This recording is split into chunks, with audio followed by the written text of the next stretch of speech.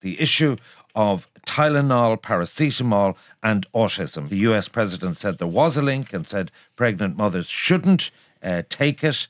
You disagree, Luke? I do, 100%, Ivan. There could be women listening in who are pregnant who've taken it. Now, they're worried that they might increase the risk of their baby having autism.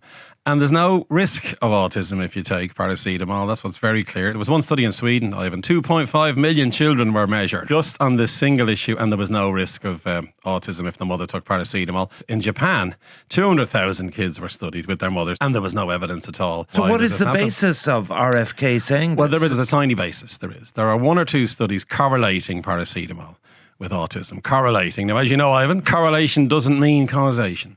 RFK and Trump have made a rookie error here. In science, you never say correlation is the same as causation. A great analogy, Ivan, is people who smoke carry matches. That doesn't mean that matches cause lung cancer. It's the smoking. It could be he wants to keep the boss happy. He told Trump a few months ago they're going to crack autism, right? By September. September comes around and he goes, hey, it's Tylenol, and then Trump doubles down. Trump himself, of course, weighs in, don't take Tylenol. And what gets me, Ivan, is this. If you are having an infection as a woman who's carrying a fetus, right, there's a risk of that child having autism. That's one of the risk factors, is infection during pregnancy. Paracetamol limits the damage potentially of that. So the advice here might actually increase the risk of autism in the population by telling women not to take paracetamol.